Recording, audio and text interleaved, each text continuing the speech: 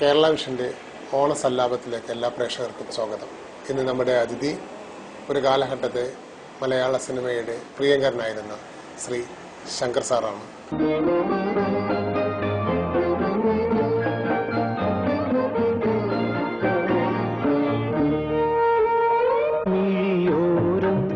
നനഞ്ഞൊഴുകും മുകിൽ മാലകളോ നിഴലോ മഞ്ഞിൽ വിരിഞ്ഞ പൂവേ പറയൂ നീ പൂവേ മിഴിയോരം നനഞ്ഞൊഴുകും മുകിൽ മാലകളോ നിഴലോ മഞ്ഞിൽ വിരിഞ്ഞ പൂവേ പറയൂ നീ ഇളം പൂവേ.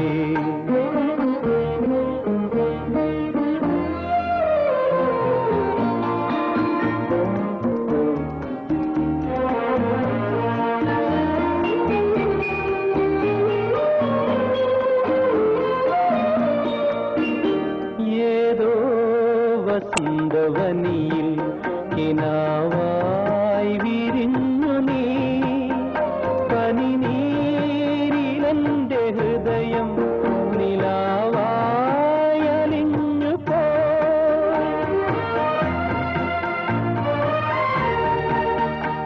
ഏതോ വസന്തവനിയിൽ സാർ ഈ സിനിമ ജീവിതത്തിലേക്കുള്ള തുടക്കം അതെങ്ങനെയായിരുന്നു? ഞാൻ ഫിലിം ഇൻസ്റ്റിറ്റ്യൂട്ടിൽ പഠിച്ചിട്ടുണ്ട്. എൻ്റെ അച്ഛൻ കുറേ കാലം ഞാൻ പഠിച്ചതും വളർന്നതൊക്കെ ചെന്നൈയിലാണ്. അപ്പോൾ ഇടയ്ക്ക് കുറച്ചു കാലം എൻ്റെ അച്ഛൻ ഋഷികേശ് എന്ന് പറഞ്ഞ സ്ഥലത്ത് നോർത്ത് ഇന്ത്യയിൽ അവിടെ പുണ്യസ്ഥലം അവിടെയായിരുന്നു അച്ഛന് ജോലി. അപ്പോൾ അവിടെ IDPL എന്ന് പറയുന്നൊരു ഫാക്ടറി ഉണ്ട്, അവരുടെ കമ്പനിയിലായിരുന്നു. അപ്പം അവിടുന്ന് എൻ്റെ മനസ്സിലേക്ക് സിനിമ എന്നൊരു എന്താ പറയുന്ന സിനിമ എൻ്റെ തലയിൽ കയറി. അപ്പോൾ അതിൻ്റെ റീസൺ എന്ന് പറയുന്നത് ഞങ്ങളുടെ അവിടെ ഈ ഋഷികേശിൽ ഒരു ആക്ച്വലി ഷൂട്ടിംഗ് സ്പോട്ടാണ് ഹിന്ദി മൂവീസിൻ്റെ. അപ്പോൾ ഞാൻ ചെറുപ്പത്തിൽ ഞാൻ വലിയ രാജേഷ് ഖന്ന ഫാനായിരുന്നു. അപ്പോൾ അങ്ങനെ അവിടെ എല്ലാ ആക്ടേഴ്സിനെയും കാണാനുള്ള ഒരു ഭാഗ്യം കിട്ടി. ബിക്കോസ് ഇവരെല്ലാം താമസിക്കുന്നത് എൻ്റെ അച്ഛൻ ജോലി ചെയ്യുന്ന ആ ഫാക്ടറിയിൽ അവിടെ ഒരു ഗസ്റ്റ് ഹൗസ് ഉണ്ട്. വേറെ അവിടെ താമസിക്കാൻ സൗകര്യമൊന്നുമില്ല ഈ ഋഷികേശിൽ, ചെറിയ ഹോട്ടൽസൊക്കെ. ഇതൊരു ഗാഞ്ചസിൻ്റെ തീരത്തുള്ള ഒരു ഗസ്റ്റ് ഹൗസാണ്. അപ്പോൾ അവിടെയാണ് മിക്കവാറും എല്ലാ ഫിലിം ആക്ടേഴ്സും, ഞാൻ അമിതാഭ് ബച്ചൻ, ഋഷി കപൂർ, രാജേഷ് ഖന്ന, അങ്ങനെ ഒരുപാട് ആക്ടേഴ്സിനെ ഞാൻ അവിടെ കണ്ടു. അപ്പോൾ ഇവരെയൊക്കെ കാണുമ്പോഴും ഇവരെ കാണാനുള്ള ജനവും ഇവരുടെ കാണുമ്പോൾ നമ്മുടെ മൈൻഡ്, നമ്മൾ കുട്ടികളല്ലേ, നാച്ചുറലി നമ്മുടെ മൈൻഡിൽ അങ്ങനെ ഒരു സിനിമ എന്നൊരു വലിയൊരു സംഭവം കയറി. അപ്പം ഞാൻ സിനിമയിലേക്ക് കയറാൻ എന്താ, നമുക്കൊരു അങ്ങനെ അറിയാവുന്ന ആളുകളൊന്നുമില്ല സിനിമയിൽ. 1-2 റിലേറ്റീവ്സ് ഉണ്ട്, പ്രൊഡ്യൂസേഴ്സാണ്. പക്ഷേ അവരെ ഒന്നും നമുക്ക് വിശ്വസിക്കാൻ പറ്റില്ല. അപ്പോൾ ഞാൻ എന്താ ചെയ്യണമെന്ന് അങ്ങനെ ഫിലിം ഇൻസ്റ്റിറ്റ്യൂട്ട്, അത് ഒരു പാസ്പോർട്ടാണല്ലോ, എന്തെങ്കിലും ഒന്ന് വേണമല്ലോ സിനിമയിലേക്ക് കയറാൻ. ഒരു പാസ്പോർട്ട് എന്നുള്ള രീതിയിൽ ഞാൻ ഫിലിം ഇൻസ്റ്റിറ്റ്യൂട്ട് പൂനെയിലേക്ക് അപ്ലൈ ചെയ്തു. എനിക്ക് ഹിന്ദി നന്നായിട്ട് അറിയാം. അപ്പം അങ്ങനെ പൂനെയിലേക്ക് അപ്ലൈ ചെയ്തു. പൂനെയിലേക്ക് അപ്ലൈ ചെയ്ത് കഴിഞ്ഞപ്പോൾ അവിടെ കിട്ടിയില്ല. ബിക്കോസ് അവിടുത്തെ സെലക്ഷൻസ് ഭയങ്കര ടഫാണ്. പിന്നെ ഞാൻ ചെന്നൈയിൽ അടയാർ ഫിലിം ഇൻസ്റ്റിറ്റ്യൂട്ട് അല്ല, അടയാർ ഫേമസ് ആണ്. പക്ഷേ south Indian film chamber school of acting എന്നൊരു സംഭവമാണ്. അത് നടത്തുന്നത് ഈ ഫിലിം ബേസ്ഡ് ആളുകൾ, പ്രൊഡ്യൂസേഴ്സ്, ചേംബറിൻ്റെയാണ്, ഫിലിം ചേംബറിൻ്റെയാണ്. അപ്പോൾ പ്രൊഡ്യൂസേഴ്സ് എല്ലാവരും അവിടെ വരും. അപ്പോൾ അവരാണ് അത് നടത്തുന്നത്. അപ്പോൾ അതിന്ന് വളരെ ഫേമസ് ആയിട്ട് വന്നിട്ടുള്ള ആളുകൾ, ആക്ച്വലി അവിടെ നിന്നാണ് ആക്ടിങ്ങിൽ ഫേമസ് ആയിട്ടുള്ള ആളുകൾ വന്നിരിക്കുന്നത്. രജനീകാന്ത്, പിന്നെ ശ്രീനിവാസൻ, പിന്നെ ജോസ് എന്ന് നമ്മുടെ മലയാളം നടൻ, പിന്നെ അതുപോലെ ഒരുപാട് ആക്ടേഴ്സ്, പിന്നെ ചിരഞ്ജീവി, ഞങ്ങളൊക്കെ ഒരുമിച്ച് പഠിച്ച, പിന്നെ ശ്രീനാഥ്, കൈലാഷ് നാഥ്, ഇവരൊക്കെ ഞങ്ങളൊക്കെ ഒരുമിച്ച് ഒരു ബാച്ചിൽ പഠിച്ച. ചിരഞ്ജീവി തെലുഗു ബാച്ചിലായിരുന്നു, ഞാൻ മലയാളം. നല്ലൊരു ബാച്ചായിരുന്നു. അതിന് ക്ലിക്കായ കുറച്ച് ആളുകളാണ്. ഒരുപാട് പേര് പഠിച്ചിട്ടുണ്ട്, പക്ഷെ ഒരു 5-6 പേര് ക്ലിക്കായിട്ടുള്ളൂ. അത് ഒരു ഭാഗ്യമാണ്. അപ്പോൾ എനിക്ക് അങ്ങനെയാണ് ഞാൻ സിനിമയിലേക്ക് വരുന്നത്. അപ്പോൾ വന്ന് ഞാൻ പഠിച്ചുകൊണ്ടിരിക്കുമ്പോൾ തന്നെ ഇങ്ങനെ പുതുമുഖങ്ങളെ ആവശ്യമുണ്ട് എന്ന് പറഞ്ഞിട്ട് ഒരു അഡ്വർടൈസ്മെന്റ് കാണും. അങ്ങനെ ഞാൻ അവരെ അപ്രോച്ച് ചെയ്യും. അങ്ങനെയാണ് ഒരു തലൈരാഗം എന്ന് പറയുന്നത്. കോഴ്സ് കഴിയുന്നതിന് മുമ്പ് തന്നെ. അതല്ലേ? പഠിച്ചുകൊണ്ടിരിക്കുമ്പോൾ തന്നെ ഞാൻ ട്രൈ ചെയ്യായിരുന്നു. ഒരുപാട് ഓഫീസുകളിൽ പോയി ഒരുപാട് ഡയറക്ടേഴ്സ് മീറ്റ് ചെയ്യുന്നു. അങ്ങനെയൊക്കെ ഞാൻ ട്രൈ ചെയ്യായിരുന്നു.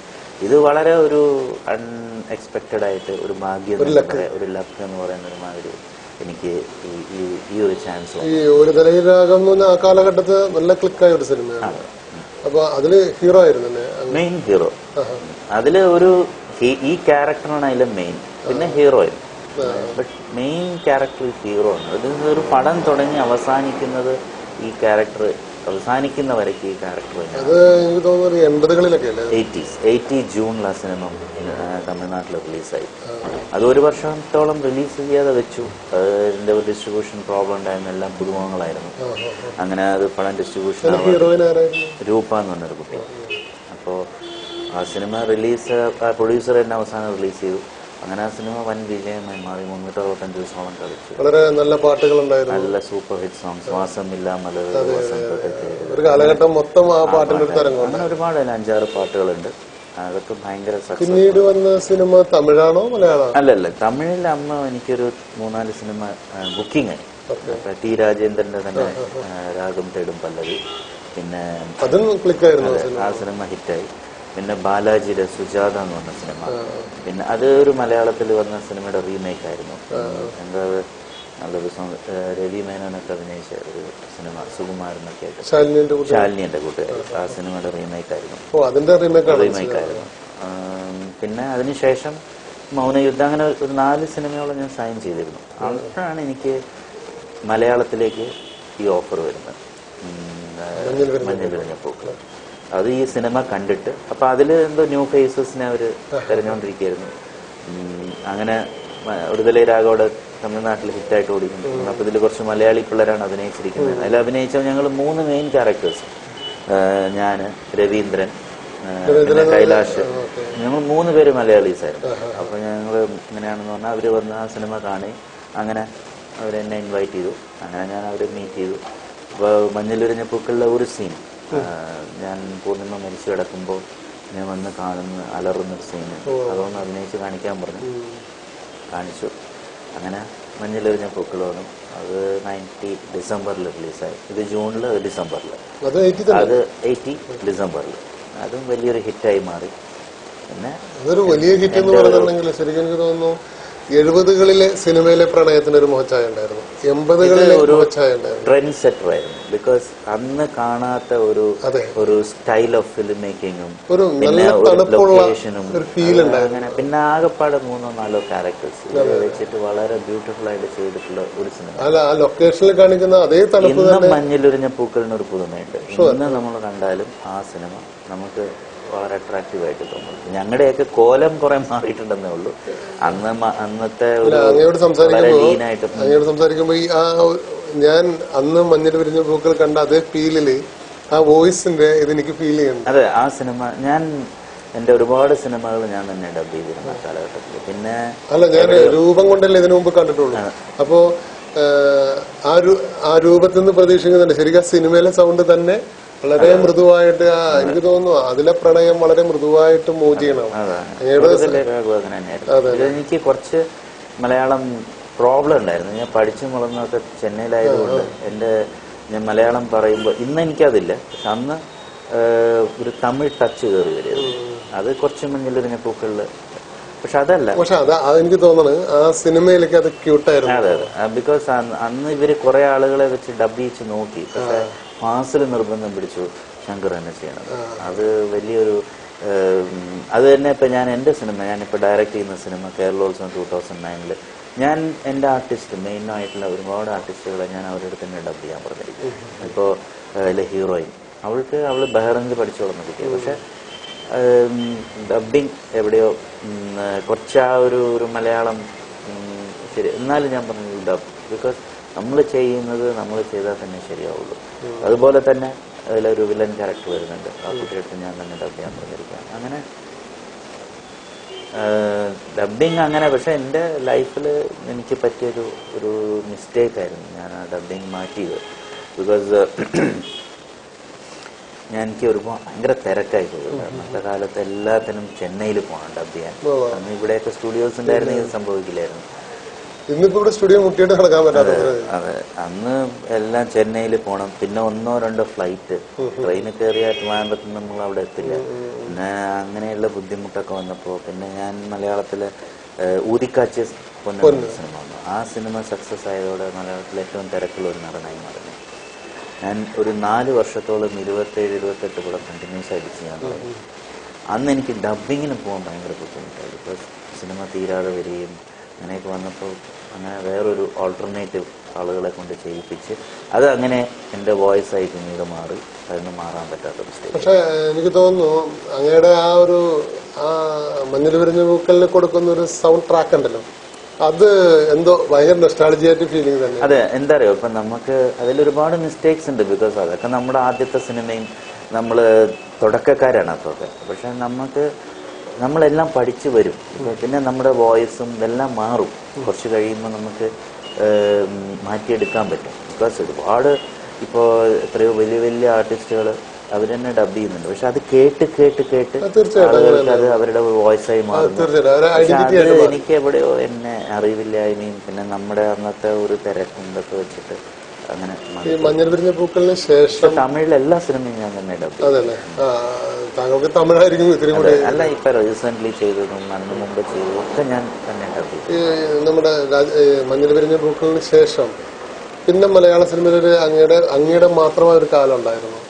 അപ്പൊ ആദ്യത്തെ ജോഡി ശരിക്കും എനിക്ക് തോന്നുന്നു മേനകേച്ചിയായിട്ടാണോ അല്ലെങ്കിൽ പൂർണിമയായിട്ട് ഞാൻ വളരെ കുറച്ച് സിനിമ ചെയ്തിട്ടുള്ളൂ. ആ കാലഘട്ടത്തിൽ തന്നെ ഊതിക്കാച്ചി ഹിറ്റായി. പിന്നെ ഞങ്ങൾ തമിഴിലൊരു സിനിമ, തമിഴും മലയാളമായിട്ട് വിളിച്ചു മുതിർന്ന പെൺകുട്ടി എന്ന സിനിമ ചെയ്തു. പിന്നെ ഹലോ മദ്രാസ് ഗേൾ ചെയ്തു. പിന്നെ പൂർണിമയും തമിഴ് കയറി ബിസിയായി. പൂർണിമ പിന്നെ അതിനുശേഷം പൂർണിമ കല്യാണം കഴിച്ചു. അപ്പോ എവിടെയോ ഞങ്ങൾക്ക് ഒരുപാട് സിനിമകൾ ചെയ്യാൻ പറ്റിയില്ല. പക്ഷെ മേനക ആയിട്ട് ഞാൻ ആദ്യമായിട്ട് ചെയ്ത സിനിമ എന്റെ മോഹങ്ങൾ പൂവണിഞ്ഞു വലിയ ഹിറ്റ്. എന്റെ മോഹങ്ങൾ പൂവണിഞ്ഞു എന്ന് പറഞ്ഞത് ഇതുപോലെ തന്നെ ഒരു ഭയങ്കര ക്ലിക്കായിട്ടുള്ള സിനിമ. അതും പ്രണയത്തിന്റെ വേറൊരു ഭാവമായിരുന്നു. പിന്നീട് എത്ര സിനിമ അങ്ങനെ ഒരു കപ്പിളായിട്ട് ഉണ്ടായിരുന്നു? അല്ല, അന്ന് മെയിൻലി എന്റെ ഒരു റൊമാൻസ് ആയിരുന്നല്ലോ. ബിക്കോസ് നമ്മള് വന്ന സിനിമ മഞ്ഞിലിരിഞ്ഞ പൂക്കൾ അത് ഹിറ്റായി. അപ്പൊ നാച്ചുറലി റൊമാൻസ് ആയിരിക്കും നമ്മള് മിക്കവാറും വിളിക്കുന്നത്. കുറച്ച് പാട്ടും ചെറിയ 1-2 ഫൈറ്റും പിന്നെ അതുപോലെ സിനിമകളായിരുന്നു. എന്റെ മോഹങ്ങൾ പൂവണിഞ്ഞു, പിന്നെ എങ്ങനെ നീ മറക്കും, മുത്തോടും മുത്ത്, ഇങ്ങനെയൊക്കെയുള്ള സിനിമകളാണ് പിന്നീട്. അത് പക്ഷെ മേനകയായിട്ട് വന്ന സിനിമകൾ ഹിറ്റാവാൻ തുടങ്ങിയപ്പോൾ നല്ലൊരു ജോഡിയായിരുന്നല്ലോ. ശരിക്കും അംഗീകരിച്ചൊരു ജോഡിയായിരുന്നു. ജനം കാണാൻ ഇഷ്ടപ്പെടുന്ന ഒരു ജോഡി തന്നെയായിരുന്നു. പിന്നീട് ശ്രദ്ധിക്കപ്പെട്ട സിനിമ ഏതായിരുന്നു ഇതേപോലെ ശ്രദ്ധിക്കപ്പെട്ടത്? എന്റെ മോഹങ്ങൾ പൂവണിഞ്ഞു, എങ്ങനെ നീ മറക്കും, മുത്തോടും മുത്ത്, സുഗമോ ദേവി, ഇതൊക്കെ ശ്രദ്ധിക്കപ്പെട്ട സിനിമകളാണ്. അതും ഒരു റൊമാൻറ്റിക് ഫിലിമാണല്ലോ. പിന്നെ കുറെ ഈ കോമഡി സിനിമകളുണ്ട്. തരം പ്ലസ് അരം കിന്നരം, ഇതാ ഇന്ന് മുതൽ, തരം പ്ലസ് അരം കിന്നരം, പിന്നെ ഓടരുതമ്മ വളരുക, അങ്ങനെ ഒരുപാട് സിനിമ. ഞാൻ മലയാളത്തിലൊരു 140 സിനിമകൾ അഭിനയിച്ചിട്ടുണ്ട്.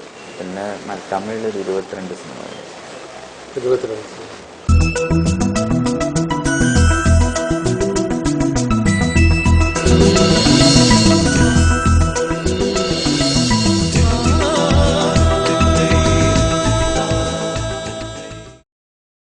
മലയാള സിനിമയുടെ ഒരു 10 വർഷം സാറിന്റെ കയ്യിലുണ്ടായിരുന്നു.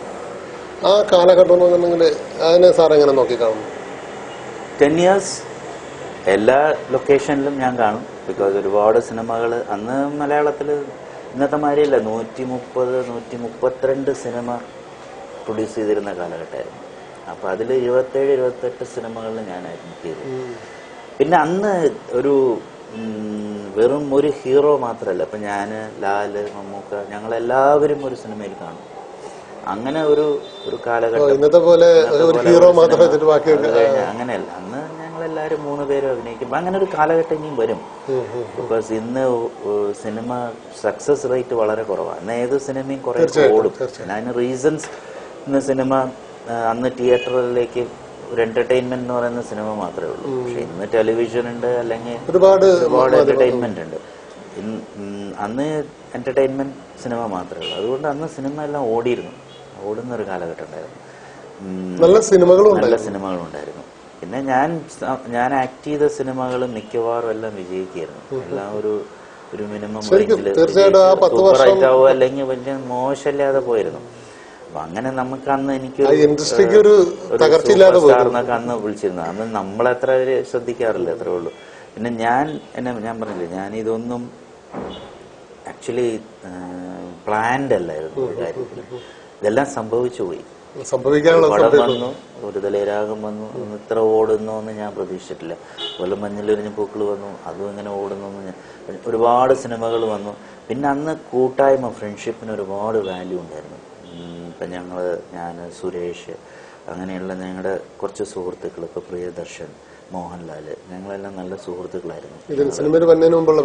സിനിമ വന്നതിന് ശേഷം മോഹൻലാൽ വഴിയാണ് പ്രിയനെയും സുരേഷിനെയൊക്കെ ഞാൻ പരിചയപ്പെടുന്നത്. പിന്നെ ഞങ്ങൾ നല്ല സുഹൃത്തുക്കളായി. സുരേഷിന്റെ ഒക്കെ ഒരു സിനിമ എന്ന് പറഞ്ഞാൽ ഞങ്ങൾക്ക് ഉത്സവമാണ്. ബിക്കോസ് ഞങ്ങള് പോയി അങ്ങ് കിടക്കുകയാണ്. പൂച്ചക്കൊരു മൂക്കുത്തിയോട്ട്, മേനകാര ഹസ്ബൻഡ്, അവർ വലിയ പ്രൊഡ്യൂസേഴ്സാണ്. സുരേഷിന്റെ ഒരു സിനിമ എന്ന് പറഞ്ഞാൽ വേറെ ചോദ്യമൊന്നുമില്ല. അതിന് ഡേറ്റ് കൊടുക്കുക, ഒന്ന് ഹോട്ടലിൽ പോയി കിടക്കുക, അതിങ്ങനെ അഭിനയിക്കുക. അത് കഴിയുമ്പോൾ അടുത്ത സുരേഷ് വേറെ ഒന്ന് തുടങ്ങും. ഞങ്ങൾ അപ്പോഴേക്കും 2-3 വേറെ പടം തീർത്തിട്ട് വരും. അപ്പൊ അങ്ങനെ ഒരു ഫ്രണ്ട്ഷിപ്പിന്റെ കാലഘട്ടം. പക്ഷെ എവിടെയോ എനിക്ക് കുറച്ച് കഴിഞ്ഞപ്പോൾ ഫീൽ ചെയ്യാൻ തുടങ്ങി. ബിക്കോസ് ഞാൻ ചെയ്യുന്നത് ഒരേ ടൈപ്പ് സിനിമ, എല്ലാം റൊമാൻസ്, പാട്ടുപാട്, ഒരു സോഫ്റ്റ് ക്യാരക്ടർ. അപ്പം അതൊന്ന് മാറി ഒരു സിനിമ ചെയ്യണം എന്ന് പറഞ്ഞിട്ടാണ് പ്രിയൻ എന്നെ പറയാനും വയ്യ പറയാതിരിക്കാനും വയ്യ സിനിമയിൽ കാസ്റ്റ് ചെയ്യുന്നത്. അതിലൊരു ആന്റി ക്യാരക്ടറായിരുന്നു. അപ്പം ആ സിനിമ കഴിഞ്ഞ് പിന്നെ അങ്ങോട്ട് അപ്പം വേണുനാഗുടെ സുഗമോദേവി വന്നു കഴിഞ്ഞപ്പോൾ നല്ല സിനിമ, സൂപ്പർ ഹിറ്റായിരുന്നു സിനിമ. എനിക്ക് നല്ലൊരു ഇതായിരുന്നു. പക്ഷെ ഞാൻ വേണുനാഗുടെ അടുത്ത് പറഞ്ഞിരുന്നു, ബിക്കോസ് എനിക്ക് എന്തെങ്കിലും ഡിഫറെൻ്റ് ആയിട്ട് ചെയ്യണം. അപ്പോൾ അങ്ങനെ എന്തെങ്കിലും വരികയാണെങ്കിൽ എന്നെ വിളിക്കണം. യൂഷ്വൽ ഇതൊന്ന് മാറി എന്തെങ്കിലും വന്നാൽ എന്നെ വിളിച്ചാൽ മതി എന്ന് പറഞ്ഞിരുന്നു. പിന്നെ ഞാൻ തമിഴിൽ ഒരു സിനിമ ചെയ്തു, കാതലെന്നും നദിയിലെ എന്ന് പറഞ്ഞിട്ട്. അത് 88-ലാണ് ആ സിനിമ അവരെടുത്തത്. 89 ആ സിനിമ തീർന്നപ്പോൾ. അതിൽ ഫസ്റ്റ് ഹാഫിൽ ഞാൻ വില്ലനും സെക്കൻഡ് ഹാഫിൽ ഹീറോ ആയി മാറുന്നിട്ടാണ് ആ സിനിമ വിജയിച്ചു.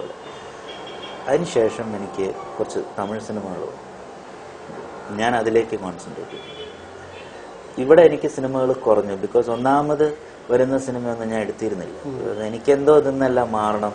അങ്ങനെ 91-ലാണ് വേണുനാഗുൽ എൻ്റെ അടുത്ത് വിളിച്ചിട്ട് പറഞ്ഞു, ഞാൻ കിഴക്കുണരും പക്ഷി നമ്മൾ സിനിമ ചെയ്യണം. ഒരു വില്ലൻ ഹീറോ, ഒരു സിംഗർ, അതൊരു വില്ലൻ സ്വഭാവമുള്ള ക്യാരക്ടറാണ്, ചെയ്യാൻ താല്പര്യം. ഞാൻ ചെയ്യാൻ. അങ്ങനെ കിഴക്കുണരും പക്ഷി ചെയ്തു. അത് 92 ആയപ്പോൾ അഭിമന്യു ചെയ്തു. അതിലൊരു നെഗറ്റീവ് ക്യാരക്ടറാണ്. പക്ഷെ ഈ 2 സിനിമകളും ഞാൻ വിചാരിച്ച അത്ര പ്രതീക്ഷിച്ചത്ര വിജയിച്ചില്ല. അഭിമന്യു വിജയിച്ചെങ്കിലും എൻ്റെ ക്യാരക്ടർ അത്ര മുന്നോട്ട് വിജയിച്ചില്ല. അപ്പോൾ ഞാൻ എൻ്റെ മൈൻഡിൽ ഞാൻ തീരുമാനിച്ചു, സിനിമ മതി, സിനിമയ്ക്കൊരു ഫുൾ സ്റ്റോപ്പ്. അങ്ങനെ ജോലി ചെയ്യുന്ന ഒരാൾക്ക് പെട്ടെന്ന് അങ്ങനെ ഒരു തീരുമാനം എടുക്കേണ്ടി വന്നു. ബിക്കോസ് നമ്മള് അതെന്താ അറിയില്ല, ആ സമയത്ത് എന്തോ എൻ്റെ മൈൻഡിൽ എൻ്റെ സമയമായിരിക്കാം, എനിക്കെന്തോ അങ്ങനെ ഒരു ഫീലിംഗ് വരാൻ തുടങ്ങി. അങ്ങനെ ഞാൻ സിനിമ വേണ്ടാന്ന് വെച്ചു. അങ്ങനെ ഞാൻ മാരേജിലേക്ക് പോയി. 92-ൽ ഞാൻ കല്യാണം കഴിച്ചു. 4 ഇയേഴ്സ് ഞാൻ സിനിമയിൽ നിന്ന് മാറി നിന്നു. ആ കാലഘട്ടത്തിലാണ് ഈ ഡയറക്ഷൻ എന്ന് പറഞ്ഞൊരു സംഭവം എൻ്റെ തലയിൽ, അടുത്തൊരു സംഭവം. അപ്പോൾ 94-95 സുരേഷ് ഗോപി ക്ലിക്കായ സമയത്ത് അങ്ങനെ സുരേഷ് ഗോപി വെച്ച് ഒരു സിനിമ ചെയ്യാൻ വേണ്ടി എല്ലാം ഏർപ്പാട് ചെയ്തു. അങ്ങനെ സുരേഷ് ഗോപിയുടെ ഡേറ്റ്സ് അഡ്വാൻസ് ചെയ്യും, എല്ലാം ചെയ്തു.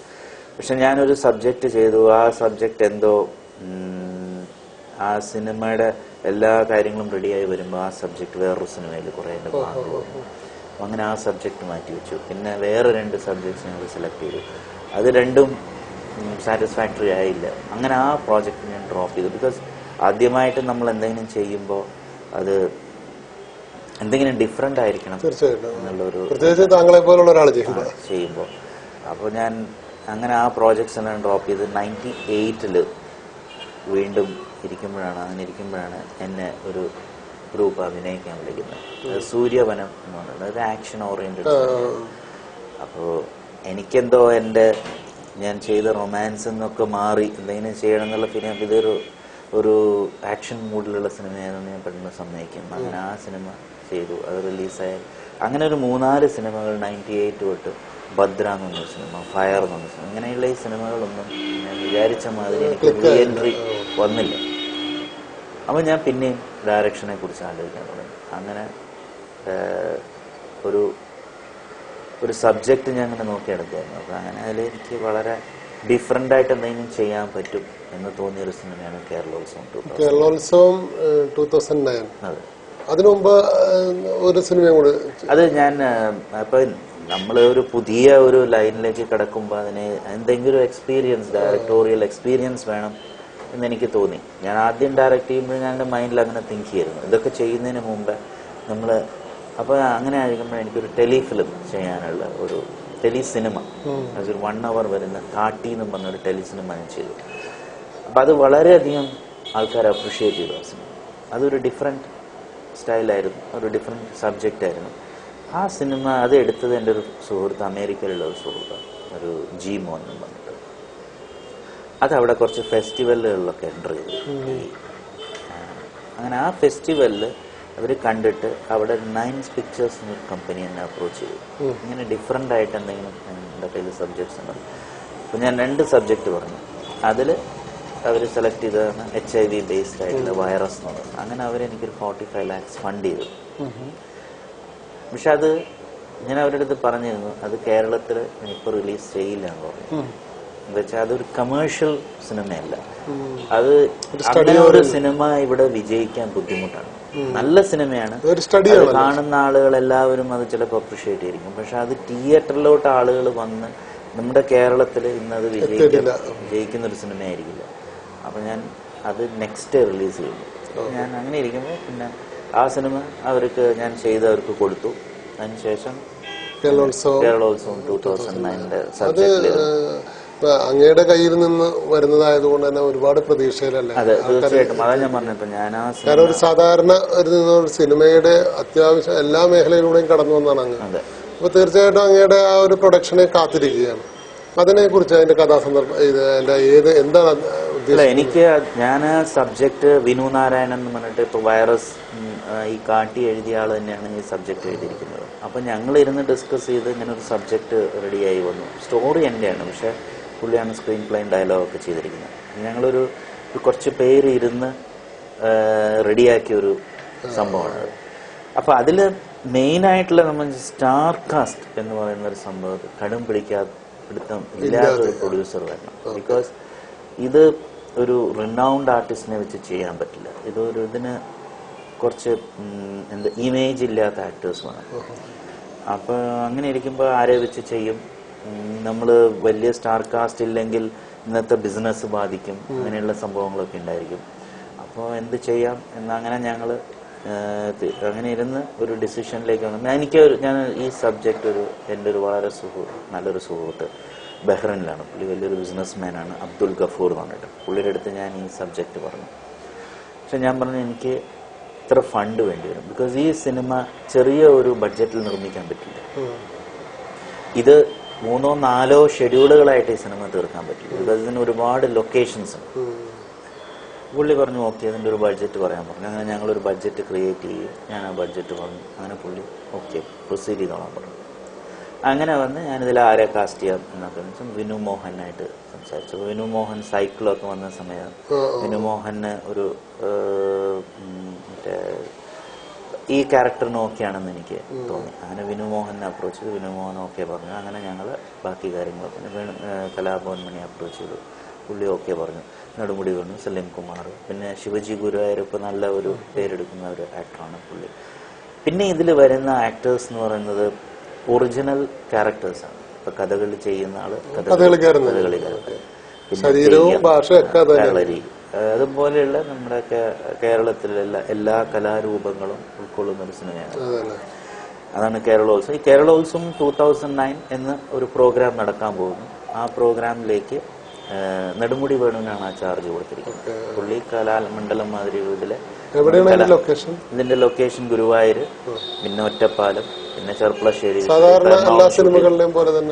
പക്ഷെ ഇത് ഡിഫറെന്റ്. നമ്മള് 3 സ്ഥലങ്ങളിലായിട്ട് ഗുരുവായൂർ ആദ്യം ഒരു 12 ദിവസം ഷൂട്ട് ചെയ്തു, പിന്നെ ഒറ്റപ്പാലത്ത് ഒരു 12 ദിവസം ഷൂട്ട് ചെയ്തു. അതിനുശേഷം ഇപ്പൊ എറണാകുളത്ത് ഇപ്പൊ ഒരു 6 days ഷൂട്ട് ചെയ്തു. ഇനി ഇതൊരു 4-5 days വന്നിട്ട് ഡൽഹിയിലും ബോംബെയിലും ബാംഗ്ലൂരിലും ഓരോ ദിവസങ്ങളായിട്ട്. അപ്പോൾ ഇത്രയും ലൊക്കേഷൻസ് ഇതിനകത്ത് കവർ ചെയ്യുന്നുണ്ട്. ഈ കേരളോത്സവത്തിലേക്ക് കളരി വിഭാഗത്തിലേക്ക് വരുന്ന ഒരാളാണ് വിനുമോഹൻ. അപ്പോൾ പുള്ളി ഈ അവിടുത്തെ നെടുമുടിവേണന്റെ മകളാണ് ഇതിലെ ഹീറോയിൻ. ഒരു ന്യൂ ഫേസ് ആണ്, വിഷ്ണുപ്രിയ എന്ന കുട്ടിയാണ്. ബഹ്റൈനിൽ പഠിച്ചു വളർന്നൊരു കുട്ടിയാണ്. വളരെ ടാലന്റഡ് ആയിട്ടുള്ള ഒരു ആർട്ടിസ്റ്റാണ്. ആ കുട്ടിയാണ് ഇതിൽ ആ ക്യാരക്ടർ ചെയ്യുന്നത്. ആ അവരുമായിട്ടുള്ള ഒരു പ്രണയം. പിന്നെ ഇതിനകത്തൊരു സസ്പെൻസ് ഉണ്ട്. അത് ഈ പടം റിലീസാവുമ്പോഴേക്കും അത് എന്താണെന്നുള്ളത് പറയുള്ളൂ. സിനിമ കാണുന്നവർക്ക് മനസ്സിലാവും. പിന്നെ ഇതൊരു സെക്കൻഡ് ഹാഫ് ഇതൊരു ത്രില്ലറായി മാറുകയാണ് സിനിമ. അപ്പൊ ഇതിന്റെ ബാക്ക്ഗ്രൗണ്ട് മുഴുവൻ നമ്മുടെ കേരളത്തിലെ കലാരൂപങ്ങളാണ്. അതിലൂടെയാണ് ഈ ലവ് സ്റ്റോറി ഡെവലപ്പ് ആവുന്നത്. അപ്പൊ അങ്ങനെ അതാണ് ഈ കേരളോത്സവം 2009 എന്ന് പറയുന്നത്. എന്നാൽ ഇതിനകത്ത് എല്ലാം ഉണ്ട്. ഇതിനകത്ത് നല്ല ഹ്യൂമർ ഉണ്ട്. ഇത്രയും കാലം നടനായിട്ട് നിന്നിട്ട് ഇരുന്ന ആള് ഡയറക്റ്റ് ചെയ്യുമ്പോൾ ഉണ്ടാവുന്ന ഒരു എക്സ്പീരിയൻസ് ഉണ്ടല്ലോ, അതിനെ കുറിച്ച് എന്താണ്? ഞാൻ പറഞ്ഞില്ലേ, ഇത് എനിക്ക് വളരെ ഞാൻ എന്തെങ്കിലും ക്രിയേറ്റീവായിട്ട് ചെയ്യാൻ പറ്റും എന്ന് വിചാരിക്കുന്നൊരു സംഭവമാണ് ഡയറക്ഷൻ. അപ്പോൾ തീർച്ചയായിട്ടും ഈ സബ്ജക്റ്റ് ഞാൻ സെലക്ട് ചെയ്തതുകൊണ്ട് തന്നെയാണ്. ഇതിന് എനിക്ക് വേറൊരു സബ്ജക്റ്റ് ചെയ്യാനാണ് എല്ലാം തീരുമാനിച്ചു വെച്ച്. എൻ്റെ കാര്യങ്ങളാണ് മൂവി ഇതെല്ലാം റെഡി ആയിക്കൊണ്ടിരുന്നത്. പക്ഷെ പെട്ടെന്ന് എനിക്ക് തോന്നി ആസ് എ ഡയറക്ടർ നമുക്ക് എന്തെങ്കിലും പറയാനുണ്ടായിരിക്കും, സംതിങ്, എന്തെങ്കിലും ഒരു മെസ്സേജ്. ആ മെസ്സേജ് ഇതിനകത്ത് സിനിമ കാണുമ്പോൾ മനസ്സിലാവും. അപ്പോൾ അത് മാത്രമല്ല, നമ്മൾ ഒരു എനിക്ക് ഇത്രയും കലാരൂപങ്ങളൊക്കെ ഉണ്ടല്ലോ, എന്തെങ്കിലുമൊക്കെ ചെയ്യാനും ഒക്കെ. പിന്നെ എനിക്ക് നല്ലൊരു ഡയറക്ടർ ഓഫ് ഫോട്ടോഗ്രാഫി കിട്ടി, ക്യാമറാമാൻ ദീപക് പാടി എന്ന് പറഞ്ഞിട്ട്. പുള്ളി DFT ഒക്കെ പാസ്സായി നമ്മുടെ ഒരുപാട് സിനിമകൾ ചെയ്തിട്ടുള്ള സരോജ് പാടിയുടെ മകനാണ്. പുള്ളിയുടെ ഒരു സപ്പോർട്ട് എന്ന് പറഞ്ഞാൽ ഭയങ്കരമാണ് നമുക്ക്. ഞങ്ങളുടെ ഒരു കൂട്ടായ്മയാണ് ഈ സിനിമ. തീർച്ചയായിട്ടും ഈ ഒരു സിനിമ മോശപ്പെട്ട ഒരു സിനിമയാണെന്ന് ആരും പറയില്ല. ഇതിന്റെ ഇത് എത്രത്തോളം വിജയിക്കുന്നു എന്ന് എനിക്കറിയില്ല. സിനിമ എപ്പോഴും അങ്ങനെയാണ്. അതെ, പക്ഷെ ആസ് എ ഡയറക്ടർ അല്ലെങ്കിൽ ആസ് എ ക്യാമറാമാൻ അല്ലെങ്കിൽ ആസ് എ സ്ക്രിപ്റ്റ് റൈറ്റർ ഇതെല്ലാം അവരവരവരുടെ ജോലി വളരെ ഭംഗിയായിട്ട്. ഇതിൽ നല്ല 3 പാട്ടുകളുണ്ട്. ശ്യാം ധർമ്മനാണ് ഇതിന്റെ മ്യൂസിക് ചെയ്തിരിക്കുന്നത്. വെറുതെ ഒരു ഭാര്യ ചെയ്ത ആള്. വയലാർ ശരചന്ദ്രവർമ്മയാണ് ഇതിന്റെ പാട്ട്. നമ്മളെല്ലാം ഒരു ടീം വർക്കായിട്ട് ചെയ്തിട്ടുണ്ട്. പിന്നെ ഇതിലൊരു റീമിക്സ് സോങ് ആണ്. അത് നമ്മുടെ വഞ്ചിപ്പാട്ട്, കഥകളി, ഇതെല്ലാം റീമിക്സ് ചെയ്തിരിക്കുകയാണ്. അത് നല്ലൊരു ഇൻട്രസ്റ്റിംഗ് ആയിട്ടുള്ള. എന്നാൽ അതിനകത്തൊരു നമ്മൾ അതുപോലെ എല്ലാം നല്ല രീതിയിൽ ചെയ്തിട്ടുണ്ട്. എന്നാൽ ഈ സിനിമയിൽ ഹ്യൂമറും ഉണ്ട്, നല്ല ആക്ഷനുണ്ട്, പിന്നെ അതേമാതിരി സെന്റിമെന്റ്സ് ഉണ്ട്. നല്ലൊരു ഫാമിലി ബ്ലെൻഡഡ് സബ്ജക്റ്റ്. നാച്ചുറലി നമ്മുടെ നാടിന്റെ ഇന്നും നമ്മൾ എത്ര വളർന്നാലും എത്ര നമ്മൾ കേരളം ഇനി നാളെന്തായാലും നമ്മുടെ ഇല്ലം, നമ്മുടെ ഒറ്റപ്പാലത്തുള്ള മനകള്, ഇതെല്ലാം നമുക്ക് ഇന്നും ഒരു ഇത് തരുന്നൊരു സംഭവമാണ്. അങ്ങയുടെ ഒരു വലിയ പ്രതീക്ഷയായിട്ടാണെന്ന് പറയുമ്പോൾ തന്നെ ഞാൻ വളരെ എക്സ്പെക്ട് ചെയ്യുന്ന ഒരു സിനിമയാണ് ഇത്. പിന്നെ എനിക്ക് അതുപോലെ ഒരു പ്രൊഡ്യൂസറേയും കിട്ടി. ബിക്കോസ് ഇന്ന് ഈ സിനിമയ്ക്ക് നല്ലൊരു ബഡ്ജറ്റ് വരും. പിന്നെ അവരതിനെപ്പറ്റി ബോധമിടല്ല. ബിക്കോസ് അവർക്ക് ഞാൻ സബ്ജക്റ്റാണ് നോക്കുന്നത്. ഇന്ന് മലയാള സിനിമ ഫേസ് ചെയ്യുന്ന ഏറ്റവും വലിയ പ്രോബ്ലം. ബിക്കോസ് നമുക്കിന്ന് സബ്ജക്റ്റ് ഇല്ല. ഈ സബ്ജക്റ്റ് ഇല്ലാത്തത് കൊണ്ടല്ല, നമുക്ക് ആർട്ടിസ്റ്റുകളില്ല. ഒരു തമിഴ് സിനിമയിൽ കെട്ടിയിട്ടിരിക്കുകയാണ്. ഇല്ല, ഇപ്പോ നമുക്ക് ഇന്നിപ്പോ തമിഴ് എടുത്തു നോക്കി, ഇന്ന് തമിഴില് ഡിഫറെന്റ് സബ്ജക്ട്സ് അല്ലെങ്കിൽ തെലുങ്കിൽ ഡിഫറെന്റ് സ്റ്റോറീസ് വരുന്നു, കന്നഡത്തിൽ വരുന്നു, ഹിന്ദിയിൽ വരുന്നു എന്നൊക്കെ പറയുമ്പോൾ അവിടെ ഇഷ്ടംപോലെ ആക്ടേഴ്സാണ്. അപ്പോൾ വലിയ സ്റ്റാർസ് ഇല്ലെങ്കിൽ നെക്സ്റ്റ് വേറെ സ്റ്റാർസ് ഉണ്ട്, അല്ലെങ്കിൽ ഒരു പുതുമുഖത്തിനെ വെച്ചൊരു സിനിമ ചെയ്യും. നമുക്കതിവിടെ പറ്റുന്നില്ല. അതെന്തുകൊണ്ടാണ്? അതായത് ഇപ്പൊ 30-40 വർഷങ്ങളായിട്ട് സ്ഥിരമായി നിൽക്കുന്നവരല്ലാതെ വേറൊരാൾക്ക് വളരെ ഒരു ചേഞ്ച്. അത് പറഞ്ഞ മലയാളത്തിൽ ഏത് കാലഘട്ടത്തിലും അങ്ങനെ സംഭവിച്ചിട്ടുണ്ട്. ഇപ്പൊ ഒരു കാലഘട്ടത്തില് നസീർ സാറും സോമൻ സുകുമാരൻ അവരുടെ ഒരു ആധിപത്യമുള്ള ഒരു സമയം ഉണ്ടായിരുന്നു. ഒരു സൂപ്പർ സ്റ്റാർസ് ആയിരുന്നു. അവിടെയാണ് മഞ്ഞിലെറിഞ്ഞ പൂക്കൾ ഒന്ന് ബ്രേക്ക് ചെയ്തത്. ഞാനത് ചോദിക്കാൻ ആഗ്രഹിക്കുന്നത്. അതായത് ഇത്രയും നല്ലൊരു ഒരുപാട് സ്റ്റാറുകൾ തിളങ്ങി നിന്നിരുന്ന സമയത്ത് താങ്കളെ പോലുള്ളവരൊക്കെ വന്നു കഴിഞ്ഞപ്പോ ഇവിടെ നിന്ന് കിട്ടിയ പ്രോത്സാഹനം അതെ, അത് അങ്ങനെ ഒരു സിനിമ വന്ന് വലിയ ക്ലിക്കായാല് നാച്ചുറലി എല്ലാവർക്കും ഒരു ധൈര്യം വരും. പിന്നെ അങ്ങനെ അന്ന് പിന്നെ ആ ഒരു ട്രെൻഡ് എന്ന് മാറി മമ്മൂട്ടി വന്നു, മോഹൻലാൽ വന്നു, ഞാൻ വന്നു, പിന്നെ രാജ്കുമാർ എന്ന നടൻ വന്നു, പിന്നെ അതുപോലെ ഒരുപാട് സ്റ്റാർസ് പിന്നെ വന്ന് അതിൽ ഒന്നോ രണ്ടോ പേര് കയറി അവരുടെ ഉറപ്പിച്ചു. അങ്ങനെയാണ് സിനിമ വന്നത്. ആ സമയമാണ് ഇപ്പോ ആ ചേഞ്ച് ഇപ്പൊ ഒരു അടുത്ത് തന്നെ മലയാളത്തിലുണ്ടാവും. സൂപ്പർ സ്റ്റാർസ് അത് അവരെന്നും ഉണ്ടാവും, അവരുടേതായിട്ടുള്ള ക്യാരക്ടേഴ്സ് ചെയ്യണം. പക്ഷെ നമുക്ക് എന്നും ഒരു ഡിഫറെന്റ് സബ്ജക്ട് ചെയ്യണമെങ്കിൽ നമുക്ക് ഒരുപാട് സ്റ്റാർസ് വേണം. അപ്പൊ ഒരുപാട് സ്റ്റാർസ് എന്ന് പറഞ്ഞാൽ ബിസിനസ് വാല്യൂ ഉള്ള സ്റ്റാർസ്, അവരെ കൊണ്ട് സിനിമ വിൽക്കണം. ബിക്കോസ് അവരുടെ സപ്പോർട്ട് ഉണ്ടെങ്കിൽ മാത്രമേ നമുക്ക് നല്ല വലിയ സിനിമ ചെയ്യാൻ പറ്റുള്ളൂ, കാശ് ചെലവാക്കി സിനിമ ചെയ്യാൻ പറ്റുള്ളൂ. ഒരു പാട്ട് എടുക്കണമെങ്കിൽ ഇന്നത്തെ കോസ്റ്റ് എന്ന് പറഞ്ഞാൽ ചില്ലറയൊന്നുമില്ല. ഒരു സ്റ്റണ്ട് എടുക്കണമെങ്കിൽ ഇന്നത്തെ കോസ്റ്റ് ചില്ലറയല്ല. എന്തെടുക്കണമെങ്കിലും നന്നായിട്ട് എടുക്കണമെങ്കിൽ അതിന് നല്ല ചെലവ്. ഇത് പറഞ്ഞപ്പോഴാണ് ഈ മഞ്ഞൾ വിരിഞ്ഞ പൂക്കളൊന്നും അത്ര വലിയ ഫണ്ട് മുടക്കി പിടിച്ച സിനിമയല്ലല്ലോ. അല്ല, ആ കാലഘട്ടത്തില് കൊടൈക്കനാലിൽ പോയി ഒരു മാസത്തോളം കിടന്ന് നമ്മൾ സിനിമ ചെയ്തു. അതിൽ സ്റ്റാർസ് ഇല്ലെങ്കിലും ബാക്കിയെല്ലാം നല്ല രീതിയിൽ ചെലവ് ചെയ്തിട്ടുണ്ട്. അപ്പൊ ആ കാലഘട്ടത്തിൽ അതൊരു, പക്ഷെ അന്ന് നവോദയ മാതിരി ഒരു ബാനർ, അവർക്കത് അതിനുള്ള അവർക്ക് അവരുടെ വലിയ വലിയ സിനിമകൾ ചെയ്തിരുന്ന ആൾക്കാരാണ്. അപ്പൊ അവർക്ക് അതിനുള്ള ബാക്കപ്പും മണി പവറും ഉണ്ടായിരുന്നു. മണി പവർ വേണം, എന്നാലേ ഒരു നല്ല സിനിമ നമുക്ക് ചെയ്യാൻ പറ്റുള്ളൂ. ഇന്നൊരു സിനിമ നന്നായിട്ട് ചെയ്താൽ മാത്രം പോരാ, അത് തിയേറ്ററിൽ എത്തിച്ച് അത് മാർക്കറ്റ് ചെയ്യണം, അത് തിയേറ്ററിൽ ഹോൾഡ് ചെയ്യണം, ഇതെല്ലാം വേണം. ബിക്കോസ് എന്തായാലും ഒന്നൊന്നര ആഴ്ച ആള് കാണില്ല. പക്ഷെ പിന്നെ ഒരു നല്ല സിനിമയാണെങ്കിൽ പറഞ്ഞും കേട്ടും അറിഞ്ഞും ജനങ്ങൾ തിയേറ്ററിലേക്ക് വരാനുള്ള സമയം കൊടുക്കണം. അതിന് നല്ല ഒരു ഡിസ്ട്രിബ്യൂഷൻ കമ്പനി ബാക്കപ്പ് ഉണ്ടായിരിക്കണം. ഒരു കാലഘട്ടത്തിൽ നമ്മൾ നേരത്തെ പറഞ്ഞല്ലോ 10 വർഷത്തോളം അങ്ങയുടെ കയ്യിലുണ്ടായിരുന്നു എന്ന് പറയും. അന്ന് ഒരു താരങ്ങളുടെ പ്രതിഫലം അതേപോലെ തന്നെ അല്ലല്ലോ ഇപ്പോ, ഒരുപാട് വ്യത്യാസങ്ങൾ വന്നിരിക്കുന്നു. ഇതെല്ലാം നമ്മുടെ സിനിമയുടെ ഇതിന് ബാധിക്കുന്നുണ്ടോ? അല്ലെ, പലപ്പോഴും പലരും പറയുന്നുണ്ട് നസീർ സാറായിരുന്നു മലയാള സിനിമയിലെ ഏറ്റവും വലിയ സ്റ്റാർ. ബിക്കോസ് ഇന്നും നസീർ സാർ തന്നെയാണ് ഞാൻ കണ്ടതിൽ ഏറ്റവും വലിയ സ്റ്റാർ മലയാളത്തിൽ.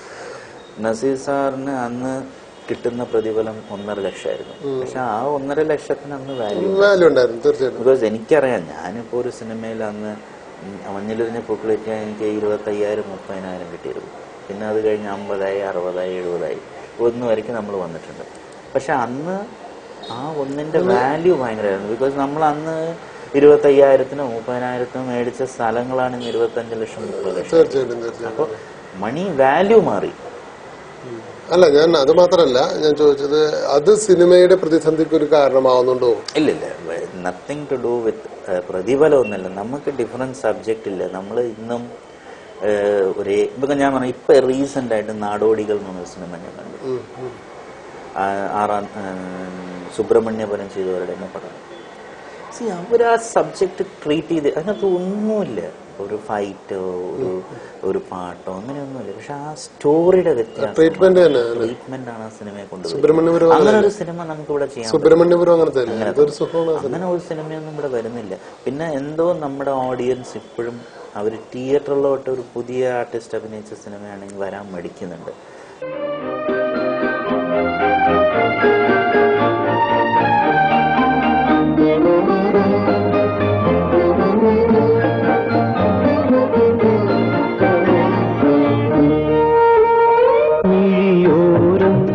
നനഞ്ഞൊഴുകും മുകിൽ മാലകളോ നിഴലോ മഞ്ഞിൽ വിരിഞ്ഞ പൂവേ പറയൂ നീ പൂവേ.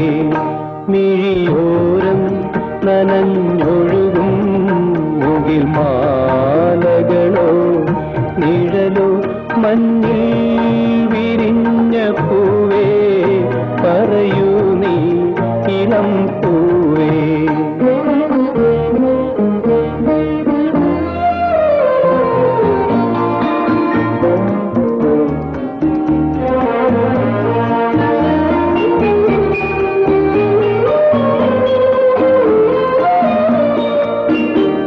ഏതോ വസന്തവനിയിൽ കിനാവായി വിരിഞ്ഞു നീ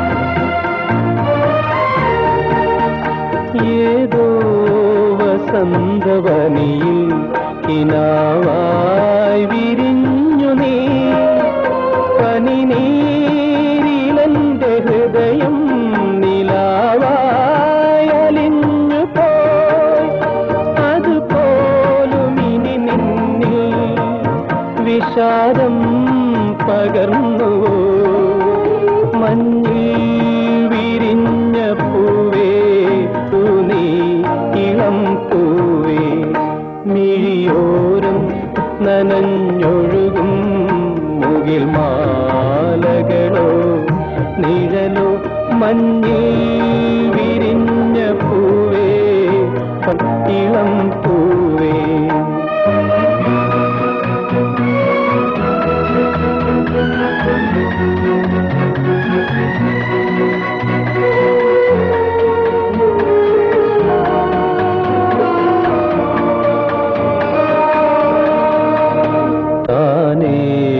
തളർന്നു വീഴും വസന്തോത്സവങ്ങളിൽ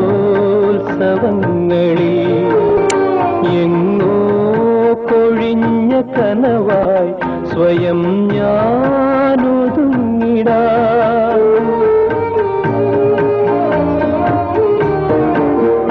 താനേ തളർന്നു വീഴും വസന്തോത്സവങ്ങളിൽ എങ്ങോ കൊഴിഞ്ഞ കനവായി സ്വയം ഞാനൊതുങ്ങിടാ അഴകേ അഴകേറു നീവനാന്തരം മിഴിനീരുമായ്ക്കുമോ മഞ്ഞിൽ വിരിഞ്ഞ പൂവേ പറയൂ നീ ഇളം പൂവേ മിഴിയോരം നനഞ്ഞ